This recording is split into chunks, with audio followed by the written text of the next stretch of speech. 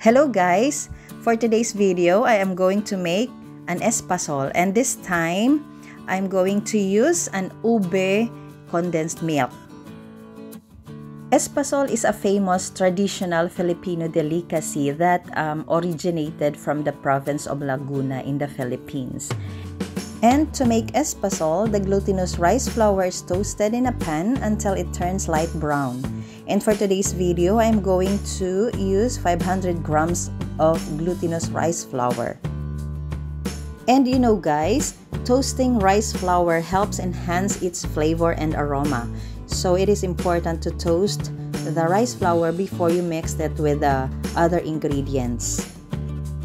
To do it, just heat the pan over medium heat. And it is also recommended to use a non-stick pan to prevent the rice flour from sticking. And stir the rice flour constantly using a spatula or wooden spoon. This helps to prevent burning and ensures even toasting. Then continue stirring until it turns light brown, and the color change will indicate that the rice flour is toasted and ready. Once the rice flour is toasted, transfer it to a plate or bowl. This will prevent it from continuing to cook from the residual heat of the pan. Then, take a portion of the toasted rice flour, 3/4 cup or 1 cup is enough, to sprinkle the dough later in order not to stick on the pan or stick on the plate. And next, using the same pan, we can now mix the other liquid ingredients. I'm using 2 cans of 360 ml evaporated milk and 200 ml of coconut milk.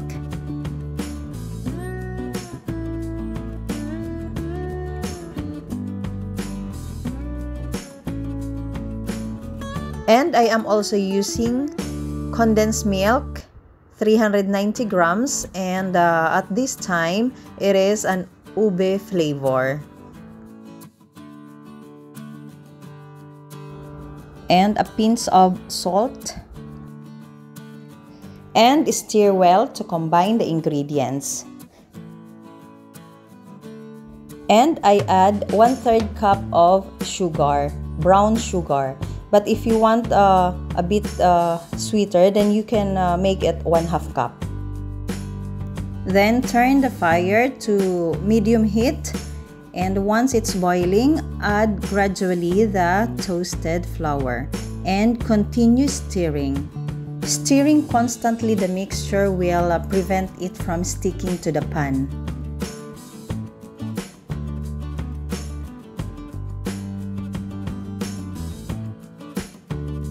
Cook until the mixture thickens and starts to pull away from the sides of the pan.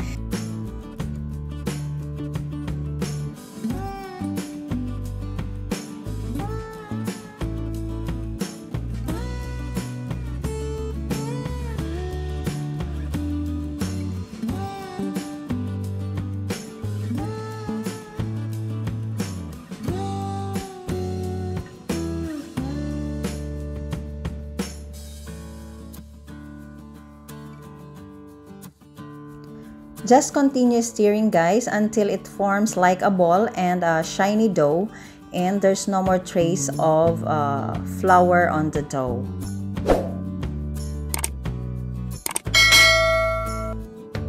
Okay, so this is now cooked and ready. The consistency should be like this. Then at this time, I already sprinkled toasted rice flour on a 10.5 by 11 inches pan. Sprinkling the toasted rice flour on the pan will prevent the espasol from sticking. Once the espasol is already transferred onto the pan, flatten it by using the spatula.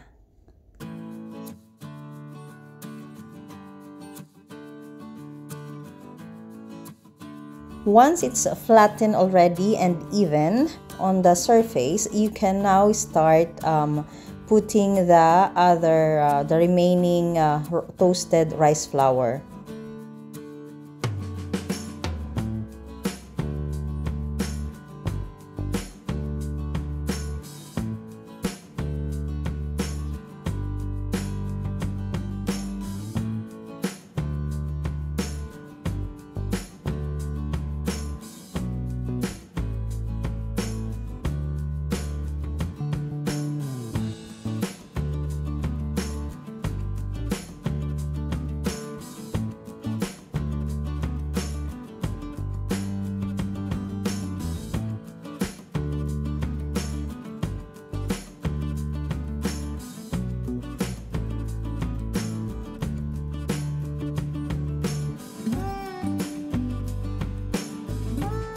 And once it cools down lightly, you can start shaping it like a bar.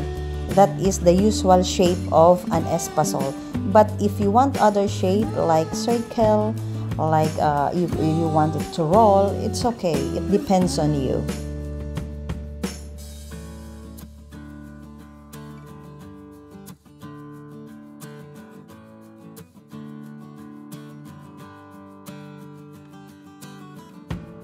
It can also be wrapped by plastic, by paper, or even the banana leaves.